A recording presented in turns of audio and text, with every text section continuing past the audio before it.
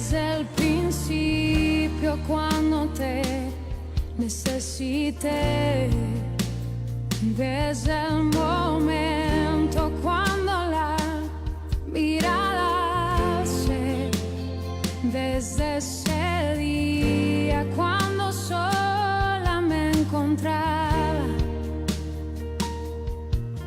cuando tu mirada en mí se fue a poner, supe que me amabas, lo entendí, supe que buscabas más de mí, que mucho tiempo me esperaste y no llegué, no, y supe que me amabas, aunque huí lejos de tu casa, yo me fui, y con un beso y con amor me regalaste tu perdón, y estoy aquí.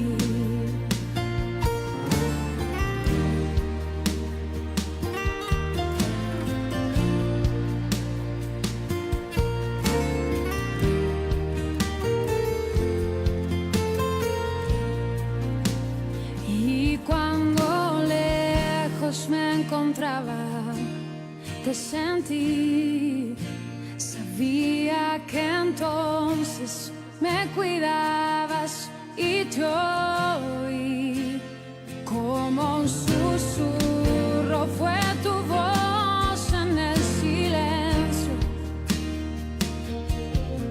cada día me atraías hacia ti, supe que me amabas,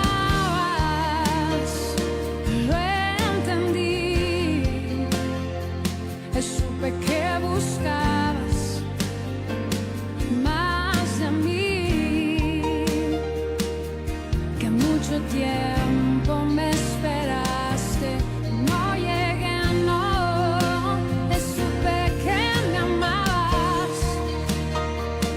aunque huí lejos de tu casa, yo me fui, y con un beso y con amor me regalaste tu perdón. Supe que me amabas, lo entendí, supe que buscabas más de mí,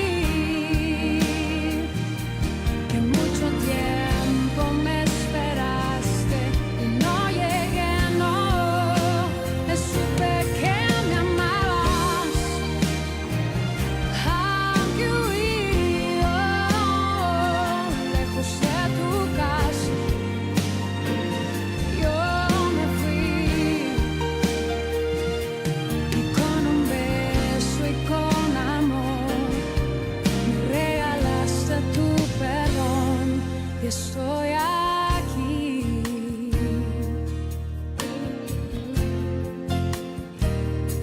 Y estoy aquí, mi dulce Señor, y estoy aquí, amado de mi corazón, y estoy aquí,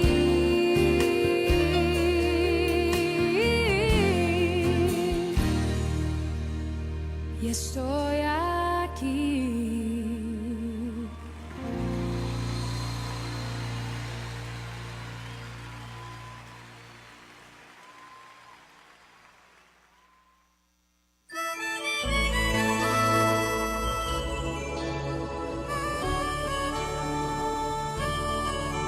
En las manos de Dios estoy, nada me quita el sueño, nada me atormenta. En las manos de Él, dependiendo completamente de sus fuerzas. La palabra de Dios es viva y eficaz y más cortante que toda espada de dos filos, y penetra hasta partir el alma y el espíritu, las coyunturas y los tuétanos, y discierne los pensamientos y las intenciones del corazón. Y no hay cosa creada que no sea manifiesta en su presencia. Antes bien, todas las cosas están desnudas y abiertas a los ojos de aquel a quien tenemos que dar cuenta. Hebreos capítulo 4. Iglesia del Señor, amigos televidentes, este es su espacio de Biblia pura.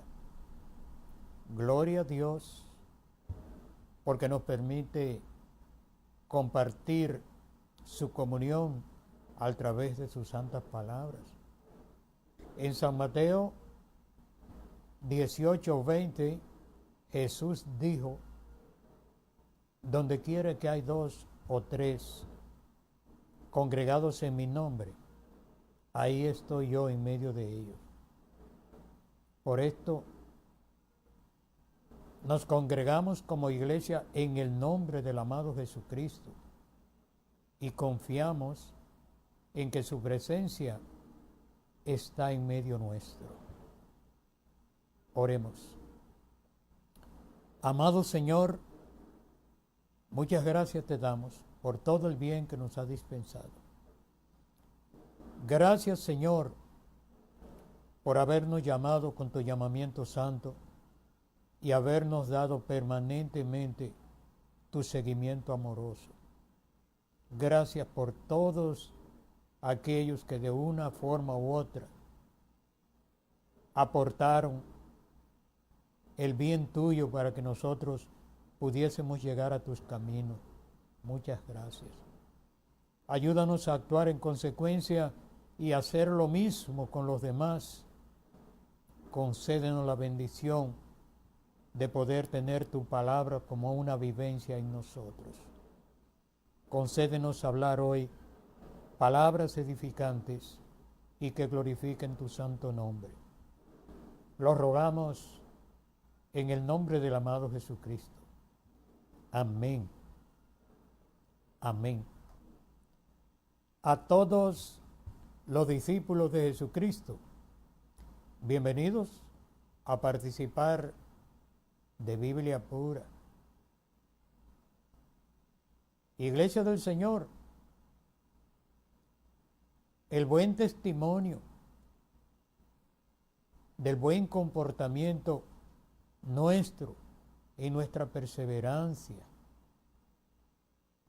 y el buen accionar en nuestra vida de fe es algo que glorifica a Dios y bendice a la gente. Nuestro ejercicio de fe estimula a los demás precisamente a querer tener comunión y a disfrutar a plenitud la gracia del Señor y a compartirla de una manera amorosa con todo el mundo. La esplendidez de nuestro amor en dar la palabra, en bendecir, en corregir, en fortalecer, el consolar, en proveer en la medida de nuestras posibilidades para que los demás sean bendecidos, es algo que según la palabra de Dios no solo le agrada al Señor, sino que produce bendición. En la Biblia hay la mención hermosa de un personaje a quien Dios le ofreció muchas bendiciones Pero la más grande que le concedió, le dijo, este hombre se llamaba Abraham, y le dijo a Abraham, tú serás bendición. Y eso es algo que debemos rogarle a Dios que se convierta en una vivencia en nosotros, que podamos realmente ser bendición, no simplemente repetir la palabra que está muy de moda, saludar a los demás y decirle bendición. La intención es buena, pero es mucho más que eso, significa más que eso. En el libro de los Hechos está la referencia de un hombre joven todavía que se llamaba Apolos. La Biblia lo describe de una manera muy halagadora. Dice que era un varón elocuente y poderoso en la palabra.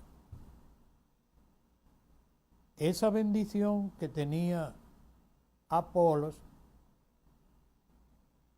podía ser muy útil, pero resulta que mirándolo desde el punto de vista de la vanidad del corazón humano, Apolos era el candidato perfecto para ocasionar malestar en medio del pueblo de Dios si de alguna manera él pretendiese ocupar el lugar de lo que ahora se llama falsamente liderazgo o el líder. Imagínese, si era elocuente, ya usted sabe lo que eso significa. Un hombre que podía hablar con mucha franqueza y probablemente eso lo convertía en un buen orador. Varón elocuente, pero aparte de eso, parece que tenía la capacidad o el don del convencimiento, que usándolo bien es una bendición, pero si se usa mal, es todo lo contrario. Como sea, llegó a ese lugar y la Biblia relata de una manera muy sabia que una pareja, Priscila y Aquila, que eran discípulos ya de mucho tiempo, le oyeron hablar, le oyeron aclarar todo con relación al Mesías, a Cristo, porque él había creído en Jesucristo. Y la Biblia dice que con esa elocuencia y esas poderosas palabras convencía a todo el mundo. Pero había algo que solo lo notaron Priscila y Aquila,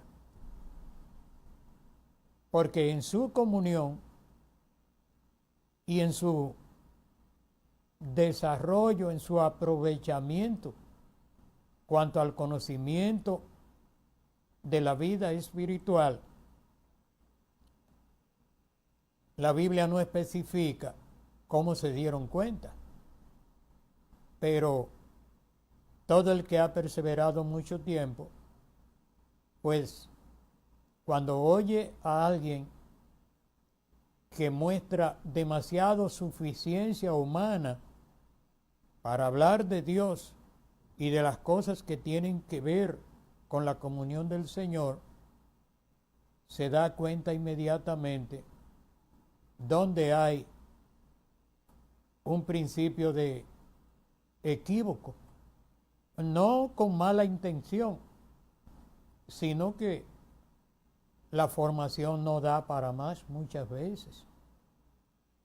Y eso es muy apreciado en la palabra de Dios, lo que hicieron Priscila y Aquila. La Biblia dice hermosamente que lo llamaron aparte y le expusieron más ampliamente todos los detalles de lo que tiene que ver con el reino de Dios, de lo que tiene que ver con el Evangelio de Jesucristo. Y seguro que les hablaron de las ordenanzas del Señor en sentido general. En síntesis, según la Biblia muestra, Apolos no presentó ningún tipo de disgusto por eso, sino que aceptó la amorosa enseñanza de Priscila y Aquila, e incluso Priscila y Aquila lo llevaron a otra congregación y lo representaron para que lo recibieran. No recuerdo si le dieron hasta una carta, no recuerdo el detalle. Como sea, es glorioso saber que este Apolos no se ensoberbeció ni pretendió ponerse por encima de aquellos dos personajes que seguro no tenían ese tanto atractivo físico, y a lo mejor no tenían tampoco la capacidad de concertar ideas como lo hacía Apolos. Y eran gente de un trabajo humilde, creo que hacían casas de campaña, de manera que tampoco tenían el aval de la fuerza de la convocatoria, ni de la publicidad, ni de nada de eso. Eran simplemente dos discípulos, eran pareja, Priscila y Aquila. Pero hay un detalle que merece nuestra atención. Primera de Corintios 3, 6 al 8 nos da un detalle al cual debemos ponerle mucha atención, porque precisamente en nuestros días esa situación es como una enfermedad endémica, es algo muy notable, es algo muy pecaminoso. Lamentamos tener que aceptarlo así, pero es verdad, es pecaminoso. Oiga lo que Pablo le dice a los hermanos de Corinto. Porque se levantó un tipo de competencia y la gente se dividió, el grupo se dividió, y unos estaban de acuerdo con las enseñanzas de Apolos y otros estaban en desacuerdo. Imagínense, hasta de una manera, digamos, atrevida, porque la cosa es que lo estaban comparando con el viejo apóstol Pablo.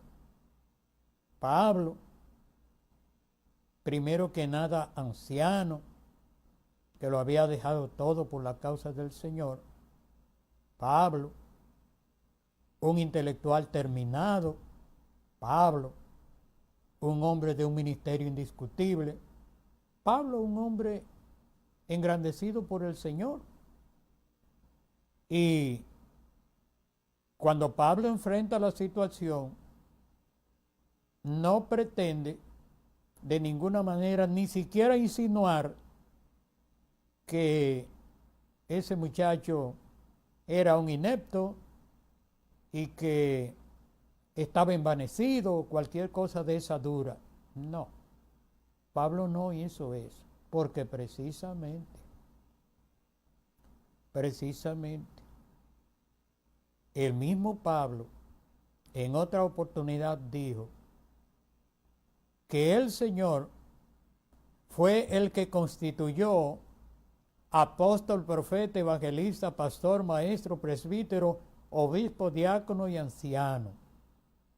Y dijo, a fin de perfeccionar a los santos para la obra del ministerio, para la edificación del cuerpo de Cristo. Pablo entendía que los ministerios que están en la iglesia no están para impedir el desarrollo de los santos para la obra del ministerio que llega, de la gente que Dios ha escogido, y que los que son mayores en la fe se dan cuenta que hay un don de Dios especial en él o en ella. El propósito no debe ser de ninguna manera obstaculizarlo, ponerle el pie encima, aplastarlo, minimizarlo, menospreciarlo, no. Ni pensar que nos va a hacer sombra y que se va a poner muy grande y nos va a empequeñecer, no. Ese no es el trabajo. El trabajo es, dice la Biblia, que tampoco es darle cuerda como un muñequito para que coja mucha velocidad y haga como hacen todos los niños. Si usted quiere que un niño se envanezca y cometa tonterías de niño, dele demasiado alabanza, adúlelo demasiado y no lo corrija, que prácticamente lo que está criando es un monstruo. Porque eso no es por maldad, sino por nuestra naturaleza humana. Entonces, ninguna de las dos cosas, ni tratar de impedirlo, ni tampoco de darle velocidad. No. Oiga lo que Pablo dice. El trabajo de los ministerios establecidos es perfeccionar a los santos para la obra del ministerio. ¿Quién es un santo para la obra del ministerio? Eso solo lo sabe Dios y nosotros lo vemos por la experiencia, también lo descubrimos. ¿Por qué? Porque cuando alguien se convierte y empieza a tener el don de Dios, nosotros empezamos a ver algo especial en esa persona, porque es muy dispuesto o dispuesta, está siempre listo para servir, entiende todo lo que se le dice y muestra tener un verdadero interés en la obra de Dios. Eso es lo que es un santo para la obra del ministerio o una santa para la obra del ministerio. Porque el asunto de un ministerio académico, de una escuela de ministerio, eso solamente cabe en la mente diabólica del sistema teológico y conciliar, pero quien da dones es el Señor y precisamente da los dones para que los que reciben el don algún día puedan ser utilizados en el ministerio, que el valor etimológico de la palabra ministrar es servir, no es otra cosa. Entonces, volviendo a este muchacho, a esta declaración sobre Apolo, Pablo le escribe a los corintios y les dice, miren señores, yo planté y Apolos regó, pero el crecimiento lo ha dado Dios. Lo repetimos porque se oye tan sencillo, pero es tan práctico, tan aplicable y tan comprensible que debemos repetirlo. Yo planté y Apolos regó, pero el crecimiento lo ha dado Dios. Qué bueno poder entender eso, hermano. Que usted aporta en la medida de las posibilidades que el Señor le dé en la obra de Dios, en todos los órdenes. Usted aporta lo que puede, yo aporto lo que puedo, el otro aporta lo que puede, pero de toda manera el crecimiento lo da Dios. Ahora, cuando hablamos de crecimiento, en las más de 200 referencias bíblicas que la palabra está referenciada a la palabra crecimiento, no está hablando de número, aunque sí el número es parte del crecimiento, del desarrollo. La multiplicación sí es una realidad bíblica, pero en la mayoría de los casos no habla de ese tipo de crecimiento. Está hablando de aprovechamiento en Dios. Está hablando de fortalecer el vínculo de comunión que nos permite disfrutar de la amabilidad y el buen trato del Señor y compartirlo entre nosotros como el cuerpo de Jesucristo. Entonces, no está hablando del número. Lo numérico es importante, pero no es lo imprescindible. Y no queremos que se piense que nosotros somos conformistas y que nos sentimos bien con un grupito. Pero oiga esto, hermano amado, hermana amada. Si acaso algún día usted choca con el problema del número y usted está muy preocupado o muy preocupada por la cuestión del número, donde usted se congrega, la gente con quienes usted se junta, recuérdese que la iglesia de Jesucristo es universal y que el cuerpo de Jesucristo es indivisible y que el cuerpo de Jesucristo no es sectarista ni denominacionalista, que el cuerpo de Jesucristo no es una apreciación teológica ni una imposición conciliar, no, es el cuerpo de Cristo. Entonces, hermano amado, si le sirve de algo, y ojalá le sirva, recuérdese que Jesús dijo, donde quiera que hay 2 o 3 reunidos en mi nombre, yo voy a estar ahí. No queremos que se piense que somos conformistas. Pero alguien dijo que para mal acompañado, mejor solo. Si usted no se siente bien, recuérdese que cuando usted está relacionado con un par de hermanos que tienen comunión, ya usted está haciendo la función de iglesia. Usted es iglesia como quiera, yo soy iglesia, mientras tenga la comunión con el pueblo de Dios. Pero mire hasta dónde llega, que la presencia del mismo Señor va a estar con nosotros cuando nos reunimos en su nombre. Porque usted mismo sabe, hermano amado, y usted, hermana amada, que hay lugares que solamente tienen el nombre de iglesia, pero que en muchos casos son clubes sociales y algunos donde la gente tiene muy mal comportamiento. Y ese no es un lugar donde se va a producir la comunión del Señor necesaria para que haya lavamiento por la palabra y regeneración en el Espíritu Santo, y para que podamos disfrutar a plenitud la palabra de ciencia, la palabra de sabiduría, la diversidad de los ministerios, las operaciones del Espíritu, los dones del Espíritu, las visiones, los sueños, las revelaciones y todo el bien de Dios, porque esas cosas no caben ahí, porque en esos lugares simplemente hay una congregación y se reúne mucha gente, y muchas veces esa gente dice que es cristiana y que le sirve a Dios, pero la Biblia dice que hay gente que con sus labios profesan amar a Dios, pero que lo niegan con los hechos. Y no hay que entrar en mucha discusión, porque usted sabe, hermano amado y hermana amada, donde hay comunión, usted lo sabe. No tiene que hacerse el ignorante, porque usted lo sabe, yo lo sé y todos lo sabemos. Entonces, Pablo le dice esto a los hermanos de Corinto: yo planté y Apolos regó, pero el crecimiento lo ha dado Dios. Y oiga qué hermoso, hermano. El próximo verso, leímos el 6, ahora el 7 dice: así que ni el que planta es algo, ni el que riega, sino Dios que da el crecimiento. Lo repetimos, y ojalá usted lo memorice.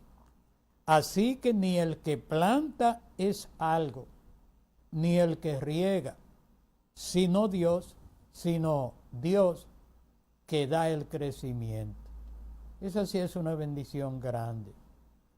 Hay una gran preocupación cuando nosotros iniciamos con toda libertad a decir que Jesucristo en San Mateo 28, 19 y 20, versos 19 y 20 dice: vayan por todas las naciones, vayan y hagan discípulos en todas las naciones, bautizándolos en el nombre del Padre, del Hijo y del Espíritu Santo, y enseñándoles que guarden todas las cosas que yo os he mandado.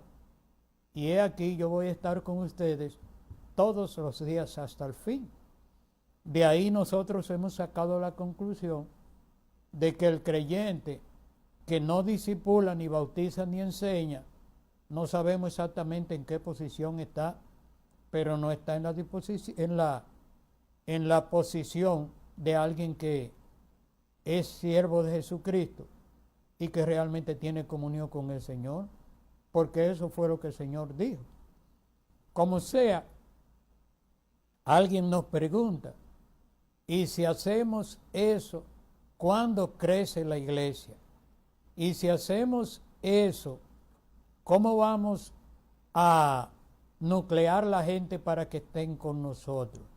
Pero hermano, ¿quién le dijo a usted, hermano amado o hermana amada, que usted predica para eso? Usted predica para cumplir con el mandamiento del Señor. Usted discipula para cumplir con el mandamiento del Señor. Usted bautiza y debe bautizar, y es su derecho, para cumplir con el mandamiento del Señor. Ahora, usted y yo tenemos la responsabilidad de enseñarle a las personas que discipulamos y bautizamos, enseñarle no lo que a usted le parezca, aunque se trate de la Biblia. No es que le enseñe de Génesis, Éxodo, Levítico, Número, Deuteronomio, Josué, Jueces, Ruth, Primera y Segunda de Samuel, Primera y Segunda Reyes, Primera y Segunda Crónica, Esdras, Nehemías, Esther, Job, Salmo, Proverbio. No es eso, no es que le enseñe los 33 libros del Antiguo Testamento. No, es que le enseñe lo que Jesucristo ordenó, lo que mandó. Iglesia amada, publicamos un trabajito y lo hemos estado distribuyendo, pero nos quebró el ministerio por ahora. Pero vamos a volver otra vez a hacer algunas publicaciones y nos ocupamos de buscar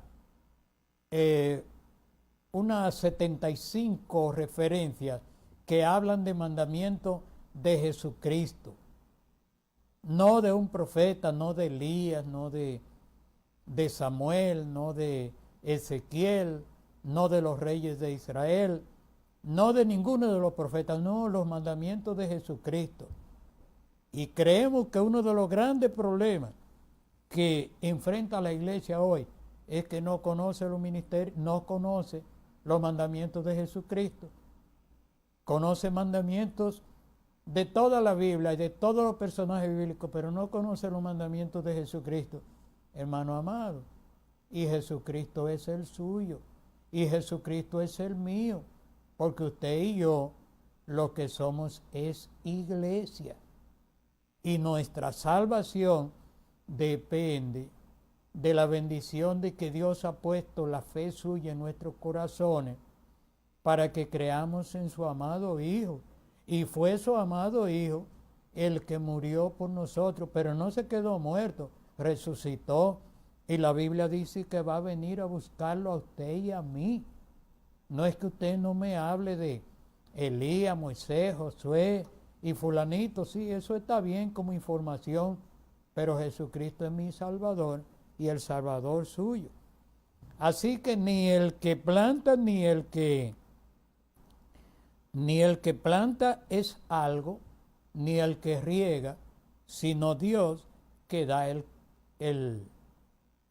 el crecimiento. Pero oiga qué hermoso, ya para concluir esta idea, qué hermosa declaración da Pablo Hablamos de 1 de Corintios 3. El verso 6 dice, yo planté, Apolos regó, pero el crecimiento lo ha dado Dios.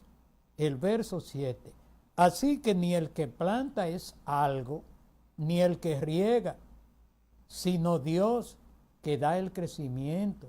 Por eso yo no me puedo adueñar de nadie, porque yo no tengo autoridad sobre nadie. Fue el Señor el que lo llamó, fue el Señor que lo salvó, y yo debo sentirme bien con que Él esté donde quiera estar en la comunión del Señor, porque no nos predicamos nosotros mismos, sino a Jesucristo como Señor y a nosotros como vuestros siervos por amor del Señor, así es que dice la Biblia. Entonces, yo planté, Apolos regó, pero el crecimiento lo ha dado Dios. Así que ni el que planta es algo, ni el que riega, sino Dios que da el crecimiento. Pero concluye diciendo, y el que planta y el que riega son una misma cosa.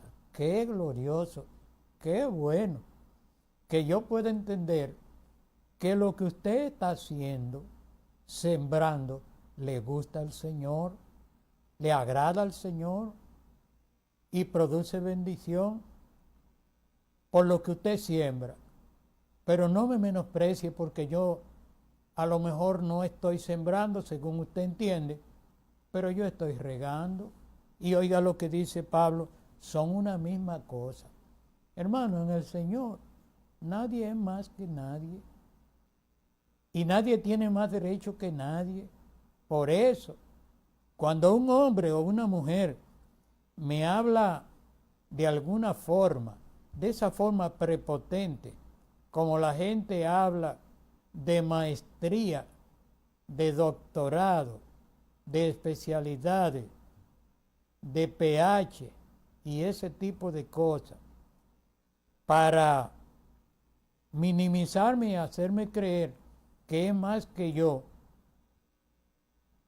Antes me molestaba mucho, ahora lo que me da es pena, porque Jesús dijo una palabra que hay que meditar en ella. Jesús le dijo a sus discípulos, usted lo puede ver en San Juan 15, le dijo, si ustedes permanecen en mí y yo permanezco en ustedes, ustedes van a llevar mucho fruto, porque sin mí ustedes no pueden hacer nada. Hermano, nadie puede hacer nada sin el Señor.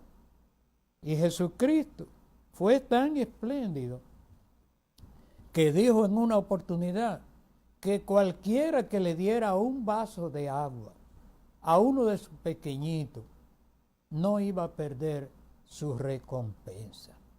El negocio, hermano, es que en la obra de Dios, aunque seamos vistos como inferiores, y aún cuando muramos y pasemos como inadvertidos, la gente nos trata como inadvertidos estando vivos, y cuando muramos a lo mejor pasamos como inadvertidos. No, pero hermano, eso está escrito en el libro de Dios. Hay una descripción que habla del libro de la vida. No entendemos mucho esos asuntos. Lo que sí sabemos que eso está en la memoria del Señor, que al Señor no se le va a olvidar, hermano. La Biblia dice que Dios no es injusto para olvidar nuestra obra de amor en Él. Hermano amado, sigamos haciendo lo que podamos, porque la Biblia dice que Dios es el que nosotros produce, así el querer como el hacer, por su buena voluntad. Gloria a Dios, el que siembra, el que planta y el que riega son una misma cosa. Pero oiga qué hermoso detalle, aunque cada uno recibirá su recompensa conforme a su labor. Gloria a Dios. El que planta y el que riega son una misma cosa, aunque cada uno recibirá su recompensa conforme a su labor. Usted canta, cante para Dios. Usted ejecuta algún instrumento musical, tóquele al Señor. Haga todo lo que usted pueda en el nombre del Señor, para gloria de su santo nombre. Eso sí, no vaya a pensar que usted o yo vamos a hacer cualquier cosa por esa comunión tan notable que a veces pretendemos tener, y a veces es una comunión hasta agresiva. No te me acerques porque me contaminas, porque ahora dicen los muchachos, estoy en otra dimensión. ¿Qué le parece? No hay tal cosa, hermano. No hay tal cosa. En el Señor las cosas tienen una medida de fe y de amor que la produce el Señor, que la produce el Espíritu Santo en usted, hermana amada, en mí, en todos los creyentes, y que produce la vida de nuestro Señor a través de nuestra sonrisa, de nuestra palabra, de nuestro aporte económico, de cualquier cosa que hagamos. El Señor se glorifica en eso. Y a veces aquellas cosas que parecen pequeñeces y como que no tienen ninguna importancia, Dios la utiliza y se glorifica en ella y la hace grande y hace que todo el mundo vea que la realidad de la manifestación de su amor en sentido general es algo que no tiene con qué compararse. Bienaventurados nosotros si podemos entender esta realidad y saber que no importa la escala de valores que tengan los hombres y la evaluación que hagan sobre lo que humildemente usted o yo hacemos, porque el que tiene realmente la regla de evaluación y la escala de valores para lo que hacemos no son los hombres, no es la teología, no es la maestría, no es el doctorado, no es el PH, es el Señor. Ese Señor que dijo que el Hijo del Hombre no vino a ser servido, sino a servir. Ese Señor que dijo, yo estoy entre ustedes, le dijo a sus discípulos, como el que sirve. Ese Señor que dijo que el que quiera ser el primero en el grupo, sencillamente será el servidor. El que sirve no puede figurear. El que sirve no puede exhibirse de ninguna manera, porque el que sirve siempre está ocupado. Pero esa es la obra de Dios. Cuando tenemos demasiado tiempo para pensar en nosotros y hasta para ponernos títulos especiales. Tenía un compañero en el instituto que decía rimbombante, esa rimbombancia y esa cosa que hacen que la gente aparentemente como que haya recibido, le hayan echado abono a destiempo o que le hayan echado levadura. Eso para Dios ni va ni viene. Eso solamente sirve para perder el tiempo en nada. Que Dios nos ayude. Hermanos amados, es bueno que entendamos lo que dice el hermano Pedro. Desead como niños recién nacidos la leche espiritual no adulterada, para que por ella crezcáis para salvación, si es que ustedes han gustado la benignidad del Señor. Hermanos amados, es tan seria la cosa que hasta para la leche espiritual. ¿Qué es leche espiritual? Lo primero que recibimos cuando llegamos a la iglesia, porque somos niños y se nos tiene que tratar como niños. Y por eso, hermano, no le dé un alimento sólido a un nuevo creyente. Usted sabe que es verdad que hay gente que son un verdadero tropiezo en la iglesia, que son un escándalo, que son motivos de pecado, pero no le enseñe eso a un nuevo creyente, porque de todas maneras él se va a dar cuenta, él o ella. La leche espiritual no puede estar adulterada, pero oiga por qué, para que podamos crecer para salvación, hermano. Crecer para salvación es poder hacer realidad la expresión de una hermana muy querida, mi hermana Isabel, que muchas veces ha dicho delante de nosotros, que entiende perfectamente que no hemos llegado a donde debemos llegar, pero se alegra y se ríe, y es verdad.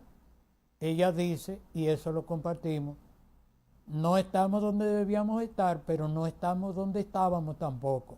Hemos avanzado. Avance, hermano amado, avance, hermana amada, pero hágalo para salvación. No vaya usted a creer que las cosas son más porque usted da más, o porque usted hace más, o porque usted se exhibe más, o porque a mí me ven más o me oyen más. ¿Qué va, hermano? Lo glorioso de eso es que aún la leche espiritual la recibamos no adulterada, para que por ella crezcamos para salvación. Y por favor, es un buen detalle. ¿Hasta cuándo usted va a estar tomando leche, alimentándose de leche? Hermanos amados, la leche es para crecer, pero para crecer para salvación, dice Pablo. Pero usted no puede crecer y desarrollarse siempre con leche. Haga un esfuercito y encamínese y busque el alimento sólido. Que la Biblia dice que el alimento sólido es para aquellos que por el ejercicio de la fe y el amor han alcanzado cierta madurez. Hermana amada, hermano amado, usted y yo que tenemos muchísimo tiempo en la iglesia, que lo hemos oído todo, que lo hemos visto todo, personalmente siempre decimos eso.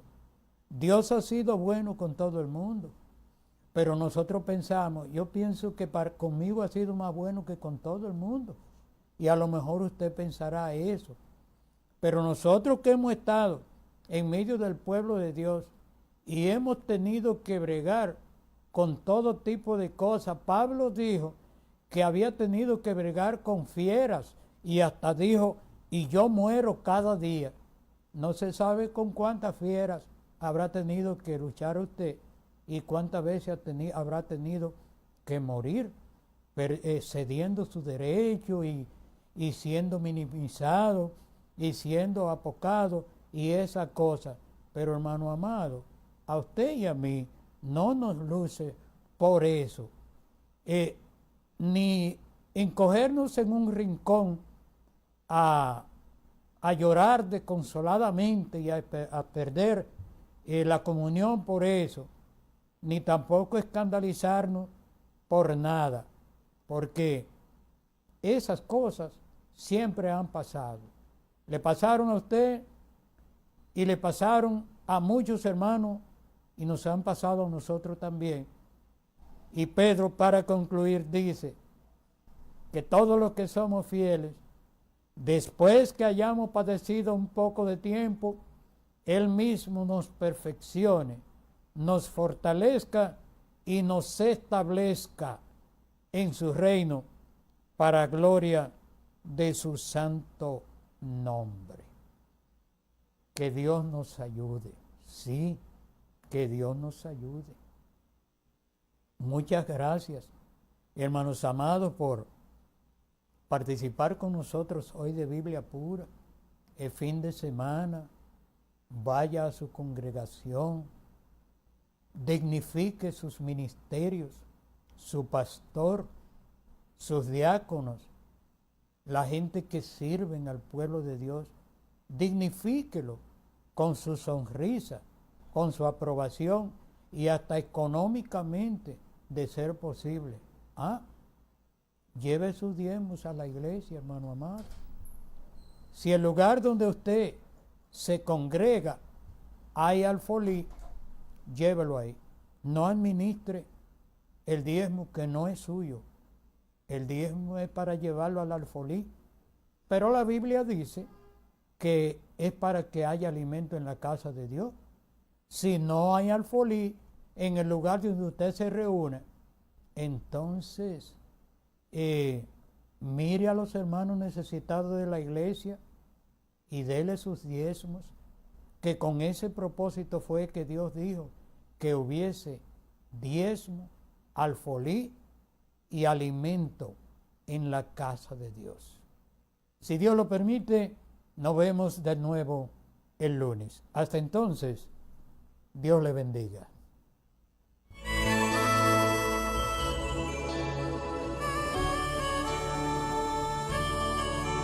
En las manos de Dios estoy, nada me quita el sueño, nada me atormenta. En las manos de Él, dependiendo completamente de sus fuerzas. Al futuro no temeré, al amparo de Dios me siento bien seguro. En las manos de Él no hay problemas que me hagan sentir en apuros.